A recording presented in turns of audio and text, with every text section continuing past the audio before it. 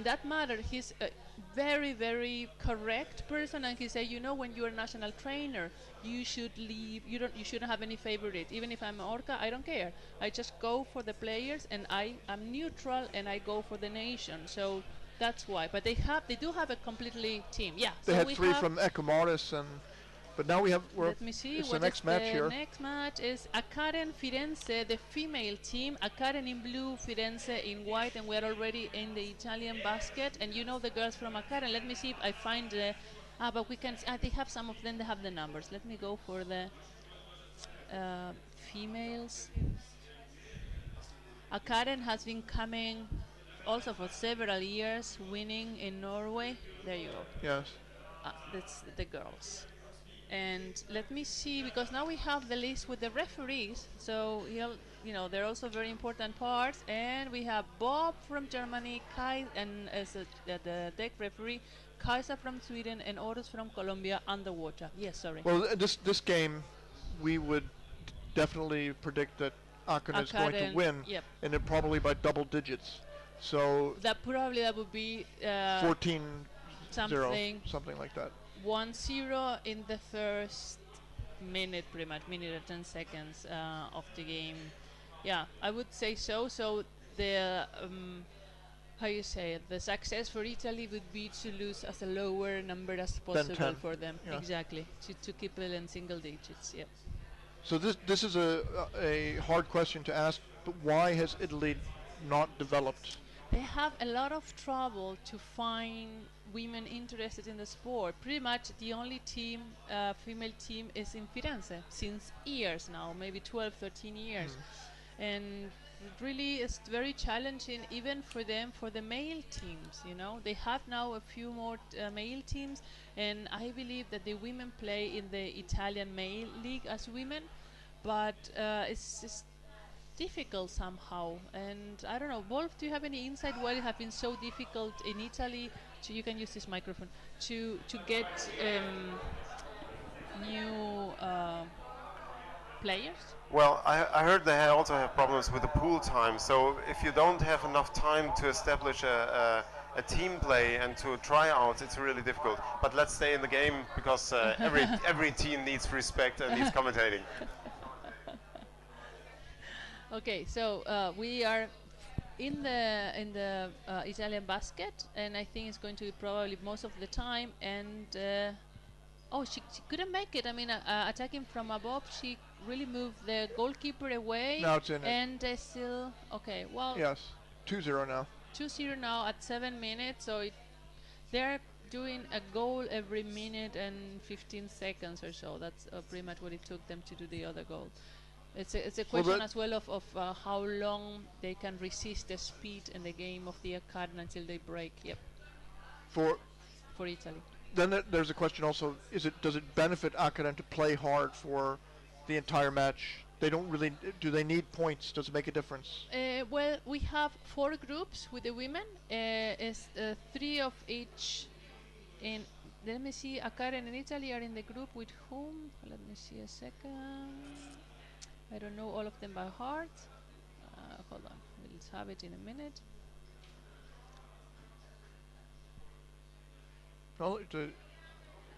Another score.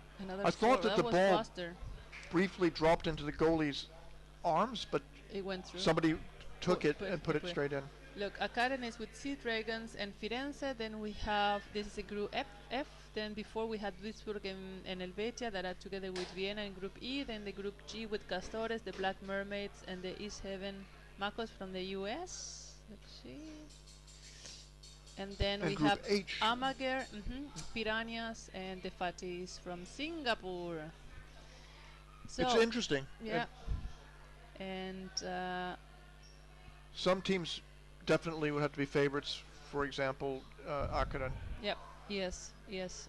Duisburg has a good record. Because we see Dragons. I don't know how experienced they are. We'll see. They have a lot of these teams have also Colombian players that have emigrated to those countries like Australia or the US, and they started the game there. So now we have Akar in the contra-attack again, but we have the girls from Firenze actually coming. Okay, we are now we are not changing the cameras like we did in Oberhausen. We were commenting and changing the cameras, so now we we need the technical people. Maybe there both the left camera ist ein bisschen verschreckt. Ich weiß nicht, ob die das vielleicht gerade gemacht haben. Okay, so apparently there was no scores and they recovered the ball, and as is typical from the Italian girls, they fight in big clusters on the surface. That was a long bad pass, and Firenze benefited from that. They managed to get the ball, and they're actually going in to try and score, which is what they have to do. They're doing a good job. I mean, counter-attacking and now trying to attack. But he got caught on the legs of the goalie, and now they are intercepting the player and trying to recover the ball that they did. And I love this technique from the Norwegian. This just throwing the ball in front and then opening up. Yeah, the blind pass. I think it's they are so good at it. But the Firenze defense managed to hold out. Yeah, I mean they're doing. Let's see if they can find themselves in the game a little bit better now, or as you said, maybe I can't take it easy because. But no, it's the group. So since it's the groups, you try to score as much as you can. You know, I've been playing the Champions Cup, and even if you knew, you are favorite of the group, you still try to play a fair game. But if the possibility to score is there, you're going to do it. Yeah. Long pass. Wow! That was more like basketball. See if we could see which number player it was. Who's going to raise their fist up? That we just need to see if we find a way. Do you feel confident when you're playing a high pressure match to throw the ball such a distance? Well, if I'm getting caught, I mean, yeah, you take the risk because otherwise it's not. There was no downside to that, but exactly. She could have held on to it and waited to try to pass, but she just shot it in. Yeah, I mean, where that was a good attack, but the defender really could intercept the ball and save it for a second. Sometimes, every one of us know what are the strength and weakness. So Norway is very well known for throwing. So that's something that they have in them. So it's I'm more like get in there and put it in. you want to. But when you have the chances there, yeah, of course, it's the opportunity will disappear very quickly. Yeah, exactly, so you have to take that. Take it. Yeah, correct. So the group again. Yeah, there was Sid Reagan from Australia. Oh no, hold on. Here, there. So you have A, B, C, D are the men, and the female is E, F, G, H. So you can find this online. Yes, and this is all in www.uvr24.de/Champions Cup main. There you can go and you have all the groups and the team list and the referees and all the information. We have now the Italian girls that arrived to the basket of Karen again, but they don't stay longer there, although I admire that they attack and they try to build up the way, but they normally don't pass more than the first, and they lose the ball quite quickly. So they don't create really pressure. It hasn't been really dangerous for Karen. But we have now the Karen women, 3 of them, now 2 of them trying to score. Wow, she wrestled her all the way in, yes. I think the Firenze players, they're playing good rugby. They have sound tactics and strategy, but they can't win these fights around the goal. And also the speed coming in is building the pressure over and over. But do you think it's good for the Akron women to wrestle so much individually, or should they be passing more? They're going to win the game, so then they can say to themselves, I want to score. Yeah. But they should practice passing to each other to make it easier. But this wrestling, if I don't remember wrong, I know that from normally they are like little pit bulls, and once they have the ball and they have the goalie, they don't pass. They don't let go. They fight until they have and they're very successful on that. But I'm really with you that normally you should be able to maybe wrestle, distract the goalkeeper, pass the ball, so the goalkeeper is putting the strength in another angle of the body, and so they can be lift up easier. But that's not the style of Norway. Normally, that's what I have in my memory. Yeah. Because they're so long, you see. So they have a good how you call that in English, hebe point. I don't know. Like to do. Yes, if you get your knee underneath and you lift, you can generate a lot of power. Exactly. So that's they have an advantage in the bodybuilding in that matter. And the Italians are a little bit smaller. Well, so what you know? I've played against the Norwegian women before, and if somebody's taller than you, and you're coming back to the goal, and they just reach out, their ball is beyond your reach, and they put it in. So exactly. And so that's a very big advantage. The same like the being heavier now for the men, so they have more strength to put, I mean, the speed into strength to attack, right? I mean, that's also, you've seen the orcas, I don't know if you realize, they grew like 10 kilos each. A lot of the players, I thought like, wow, I mean, they've been feeding themselves the whole year, so they have more volume to play against the Norwegians. I heard about that after Kalle, Fede and Samuel, they said, we have to lift weights, and it's no longer if you want to or whatever, you have to. You have to, Samuel has very clear rules of what you have to do, not you like could do. You have to do to be in the team. End of story. So they are, for me, they are doing a great job professionalizing the sport there. I mean, absolutely. Yesterday, it's a pity you missed the academy. Samuel showed us the last research that he's doing, you know, that he's a professor of biomechanics. Right. So first he did a paper on which was the most favorite attack from a player, and 80% of the population of Colombia apparently said the backstroke attack, which means pretty much that you go with your shoulder at the back of the goalie and lift him up, I mean putting the ball on the floor, right? I mean, like to push you up. And so because, that's the prefer 80%, perfect. So then now he put, you know, you can put sensors on the articulation of the body, and they have a software that then you have to have the image, and then with those sensors the program can follow the movement of your body, and they were analyzing how far they had first the ball from the goalie, how fast was the speed bringing up the ball here, and then how far was the ball up here until you could put it in.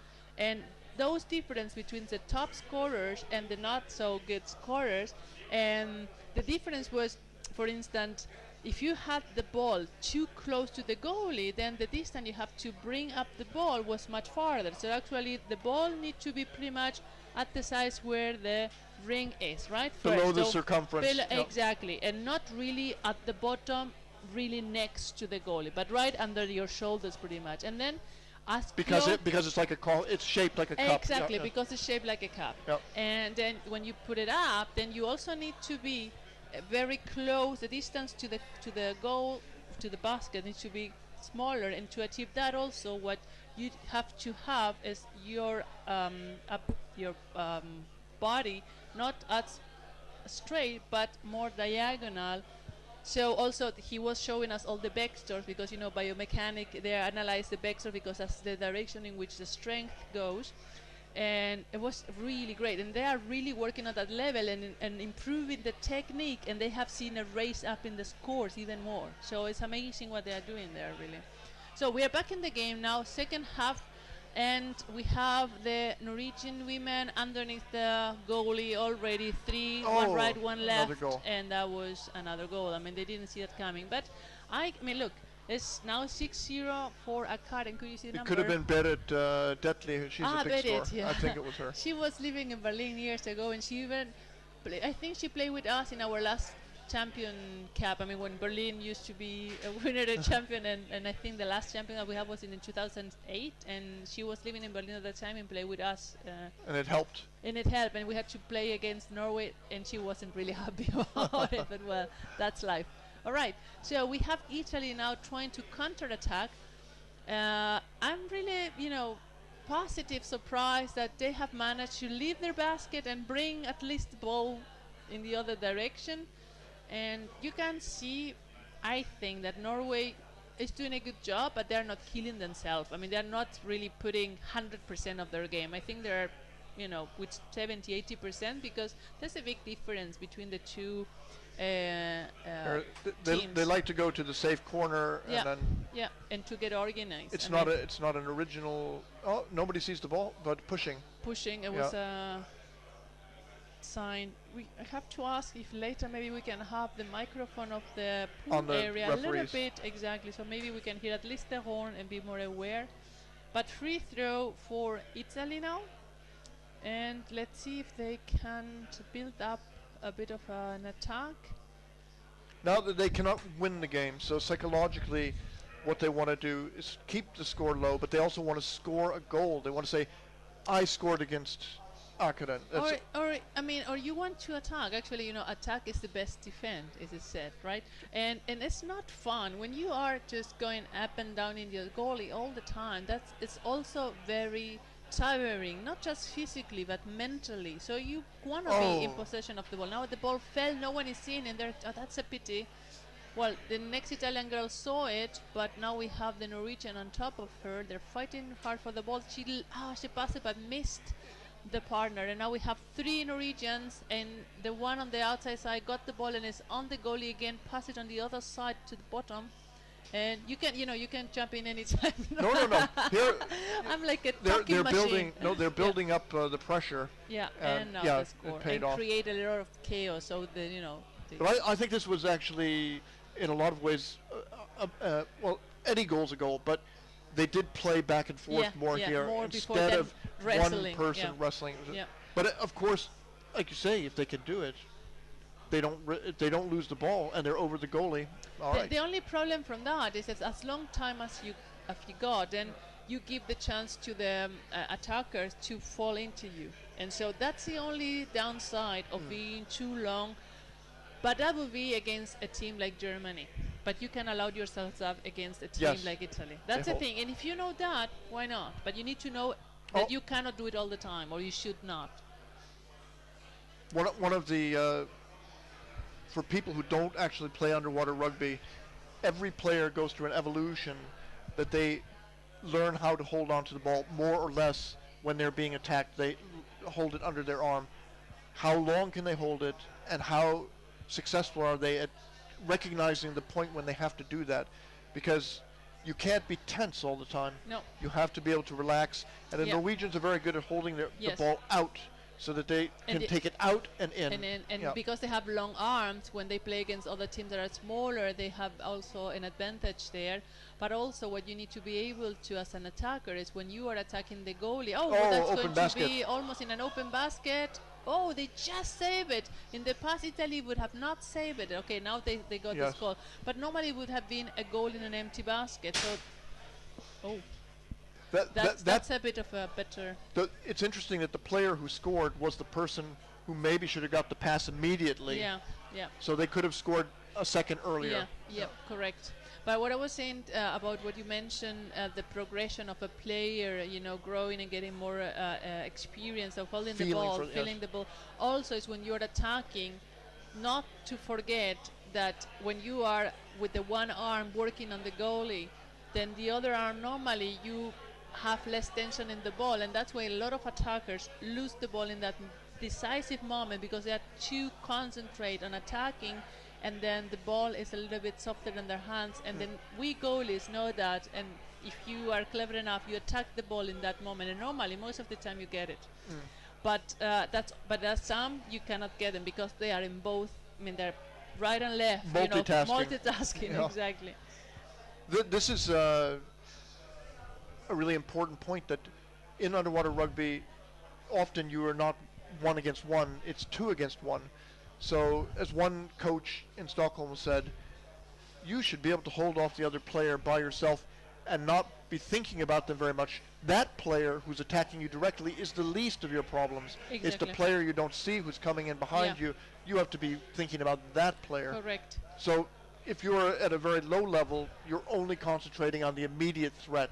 But that's not going to get you to the next level. No, exactly. But it takes experience. Actually, the immediate threat is for you actually should be fine because it's right there. So you are dealing with it, and then it's already off your task list. And then it's now the next thing is where can I pass the ball, That's right. and where, I mean, that's successfully, and not that some other opponent got the ball because you are not paying attention. That's right there. And if you're holding off one player with one arm, some players are very good at moving around and changing their position, and then they can change hands and all of these different tricks to keep away the press. And but you experienced this a lot, and it's hard if someone's drawing you in and they're strong. Yeah. You don't want to. Here we can see exactly. caught. Yeah. She's caught. She can't get away. She can't pass the ball. Yeah. Yeah. And then the Norwegian player, the Akerman player, comes. One in each arm. Yeah. And there was the teammates were not close enough, and now it's an empty basket. But that's the first goal we see in an empty basket in Firenze. It's 9-0 now, and it's just 2 minutes and some seconds away for the end of the match. So Italy has become better, stronger. I mean, let's see if they can resist. Now, is it 8-0? I thought it was like 9-0. I think they forgot a score. Well, anyway, then it's 8-0, and then it was probably. So this is interesting. She swam out. She wanted to have a physical confrontation because she didn't pass the ball immediately, and then she lost that. So I don't think that's a surprise. If you're coming out, you have to another goal.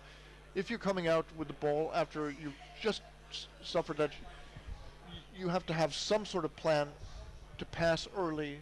Yes. Because the people on the other team, they're strong. Yeah. They're going to get you. They're going to tie you up, and then you're going to lose the ball again. Correct. And for above all, because they were putting the pace and the speed of the game, they are full of air. You are almost non-air because you've been defending unless you just change.